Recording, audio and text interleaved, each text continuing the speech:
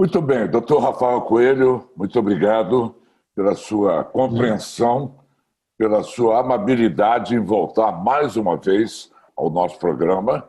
Eu já disse e repito que eu me orgulho em o doutor Rafael ter aceito a condição de uma espécie de consultor do nosso programa, e foram tantas as perguntas que se acumularam depois das suas duas entradas no nosso programa, que eu fui obrigado a lhe pedir mais esta gentileza. Tudo bem, doutor Rafael?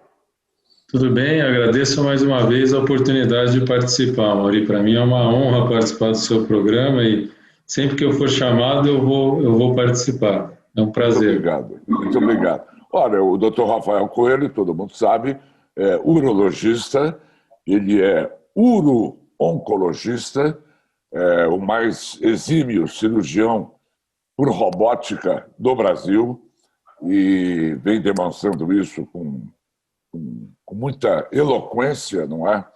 Então vamos às perguntas direto, antes que o telespectador fique muito ansioso, Rafael. As mulheres reclamaram que nós falamos muito dos homens e não falamos delas. Então a primeira pergunta que vem é a seguinte: o câncer de colo de útero tem a ver com quais descuidos? Com quais descuidos? Então, assim, o principal fator de risco, Mauri, para câncer de colo de útero é o HPV. Então, esse é o vírus que é responsável por mais da metade dos casos desse tipo de câncer e ele está relacionado à transmissão sexual. Então, as maneiras da gente prevenir realmente o vírus, o HPV, e prevenir o câncer de colo de útero, está relacionado a ter relações com preservativo, proteção durante a relação, ou a maneira mais recente, a vacina para o HPV. Então, existe uma vacina para HPV que tem os 4 subtipos mais frequentes e mais relacionados ao câncer de colo de útero, que devem ser administradas idealmente antes da mulher iniciar a sua vida sexual. Então, essa vacina está disponível no SUS, ela é recomendada, por exemplo, dos 9 aos 14 anos de idade nas mulheres, idealmente antes de iniciar a vida sexual ativa, para que a gente consiga fazer a profilaxia da infecção por esses subtipos de vírus relacionados ao câncer de colo de útero. Então, está disponível até no Sistema Único de Saúde público e é uma medida de saúde, de prevenção de saúde pública fundamental para minimizar o câncer de colo de útero. Agora chega uma pergunta aqui, doutor Rafael. A perda da testosterona nas mulheres causam que tipos de problemas? Então, essa é uma pergunta assim, interessante e a gente tem que ser muito cuidadoso na resposta, porque as mulheres produzem sim testosterona, principalmente pela glândula adrenal, e há uma queda desses níveis de testosterona ao longo da vida também nas mulheres, que se relaciona à piora do desejo sexual, à piora da vontade de ter relação. Então, esse é o principal efeito da queda da testosterona nas mulheres. Mas a reposição de testosterona na mulher é muito pouco estudada. Não existe nenhum composto, nenhum meio de reposição de testosterona em mulher que tenha sido aprovado no Brasil, nos Estados Unidos ou na Europa. Então, quem faz reposição de testosterona em mulher usa o hormônio que é utilizado para reposição no homem, que não é aprovado para a mulher, não tem resultado nem segurança aprovada a longo prazo. Então, de modo geral, nós não podemos recomendar a reposição de testosterona em mulheres, porque não há nenhum composto aprovado pela Anvisa, pelo FDA ou pela Agência Europeia que possa ser usado em mulheres nesse sentido. Não há segurança a longo prazo atestada por nenhuma dessas agências. Agora, doutor Rafael, a hiperplasia prostática, quer dizer, a próstata cresce, né, de forma normal, ela provoca, pergunta, a perda de libido? Não, então a hiperplasia prostática, o crescimento por si só é fisiológico. Todo homem vai ter o crescimento da sua próstata ao longo da vida e isso não se correlaciona com perda de libido de maneira geral. O que há uma correlação é dos sintomas que podem ser causados pela hiperplasia, obstrução urinária, dificuldade miccional. Isso existe sim alguma certa correlação de uma piora da qualidade miccional também com a piora da libido no homem. Mas a hiperplasia em si, mais uma vez, o crescimento da próstata não piora a libido. Agora tem uma pergunta aqui que eu sou obrigado a fazer. Para que serve a próstata? Qual é a sua função na orquestra dos órgãos do corpo? Então, a próstata é o órgão do aparelho, é uma glândula do aparelho urinário masculino e que ela é responsável basicamente pela reprodução. Então, ela é a próstata quem produz o líquido seminal, é fundamental para a viabilidade dos espermatozoides durante a reprodução. Então, essa é a função primordial da próstata, é permitir produção de líquido seminal, que permite o espermatozoide chegar no óvulo e aí ela produz esse líquido espermático que é fundamental na reprodução. E agora, prostatite, o que significa prostatite? Prostatite é qualquer tipo de inflamação que acomete a glândula.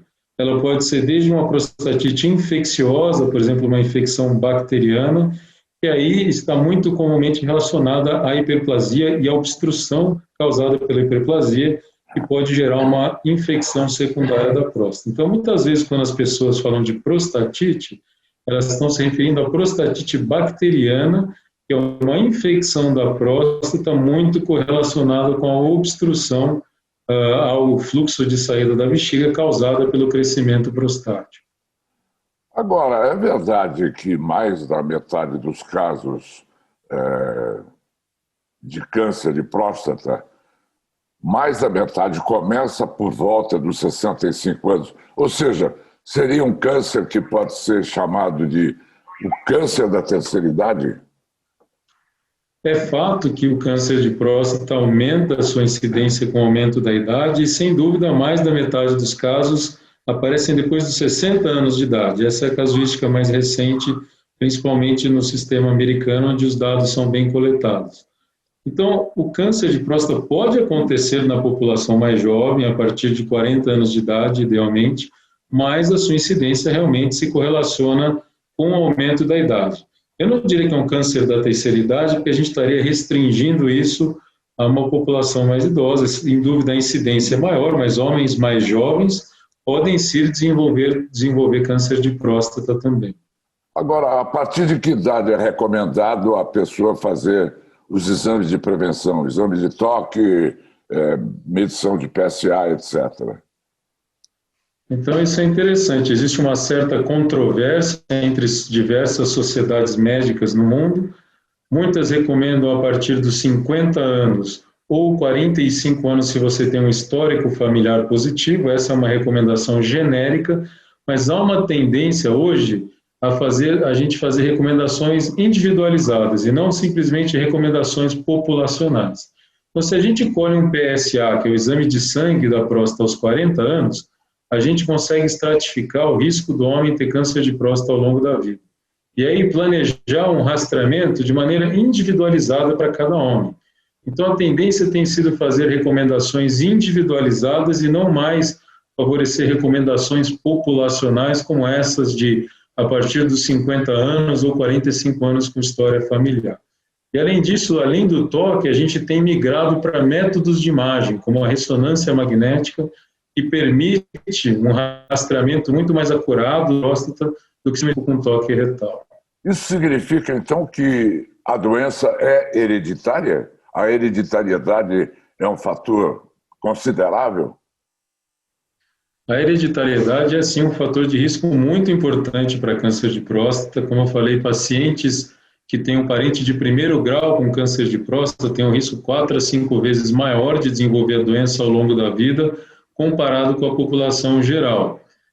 Então, é um tumor, é um câncer que tem uma alta correlação com a carga genética e menos fator de risco relacionado a fatores ambientais.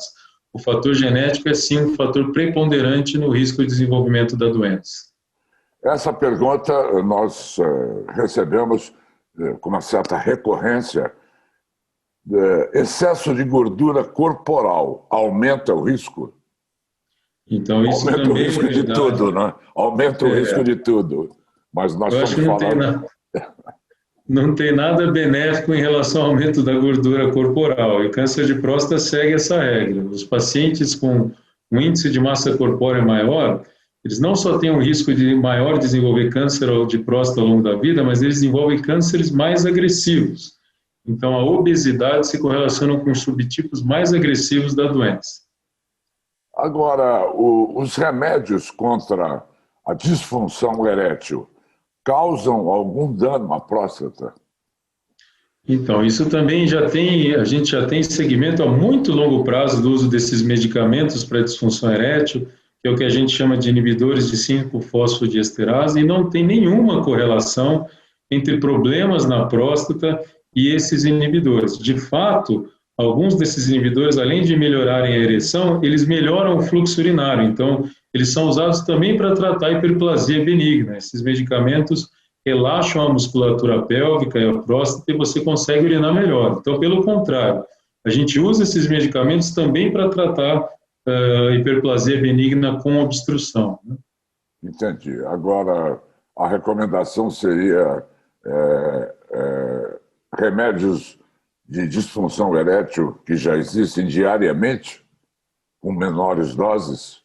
Isso, então. Os remédios podem ser tomados ou quando você vai ter relação, ou tomados de maneira contínua, né, que é uma das opções. Se você quer usar um medicamento para tratar hiperplasia benigna mais disfunção erétil, é melhor fazer o uso diário do medicamento. Se você quer usar pura e unicamente para tratar disfunção erétil, a gente pode usar o medicamento logo antes da relação.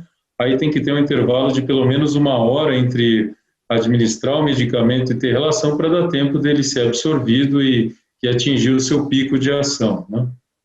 Qual a sua observação, doutor Rafael, quanto à masturbação? A masturbação ela é uma prática benéfica ao homem ou não?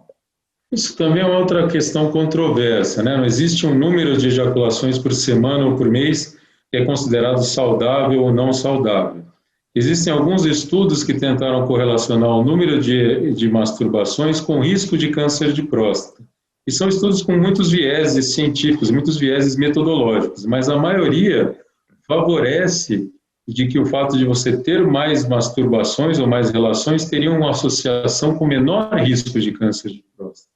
Entendi. Mas, como eu falei, isso é uma correlação fraca e muito controversa do ponto de vista científico, mas tem diversos estudos nesse sentido, né? Agora, doutor Rafael, como cirurgião uro-oncologista, um dos mais famosos do Brasil, como cirurgião por robótica, quando a robótica ela é recomendada numa operação de próstata e quando ela não é recomendada? Quais são as situações que diferem a indicação? Então, a cirurgia robótica, que nada mais é que uma evolução da laparoscopia, ela é uma evolução da cirurgia minimamente invasiva, né? Ela permite que a gente opere com uma imagem magnificada, tridimensional. Eu controlo braços robóticos sem tremor nenhum, né? Então eles filtram o tremor do movimento. Então essa é a grande vantagem da cirurgia robótica. Ela pode ser usada na próstata tanto para hiperplasia benigna como para câncer de próstata. Na hiperplasia benigna, a gente só usa a robótica quando a próstata é bem grande, em geral acima de 100 gramas, próstatas bem aumentadas. Uma próstata normal tem 20 gramas. Estamos falando de uma próstata 5 vezes maior que o normal, aí a cirurgia robótica teria uma indicação. Para próstatas menores não é necessário o uso da cirurgia robótica, tem técnicas endoscópicas pela própria uretra que são utilizadas para tratamento. No câncer de próstata, sempre que você tem um câncer localizado na próstata, a cirurgia robótica é o tratamento de escolha, eu te diria, porque ela permite que a gente consiga remover todo o câncer, minimizando efeitos colaterais como incontinência urinária e disfunção erétil. Então, para câncer de próstata, sempre que ele é localizado e tem indicação de tratamento cirúrgico, a cirurgia robótica hoje é a melhor opção. Tá, muito bem. Muito obrigado, doutor Rafael Coelho, pela sua amabilidade. Outras perguntas virão e eu espero a mesma amabilidade da sua parte em vez de dividir os seus conhecimentos com o meu telespectador. E quanto à Covid, alguma observação sua e a sua especialidade? O que a gente tem observado, Amaury, em relação ao Covid é que houve um grande aumento do número de pacientes procurando diagnóstico, exames diagnósticos para câncer, nesse último mês, principalmente, refletindo a demanda reprimida dos últimos 3 ou 4 meses com a pandemia.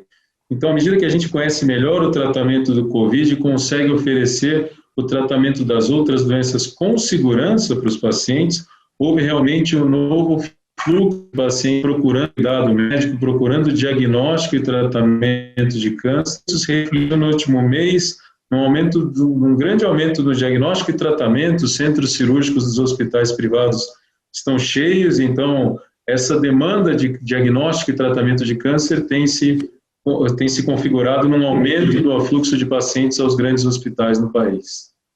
Muito bem, muito obrigado, doutor Rafael Coelho. Até a próxima. Parabéns pelo seu trabalho. Mauri, eu agradeço. Agradeço o convite, para mim, próximos convites.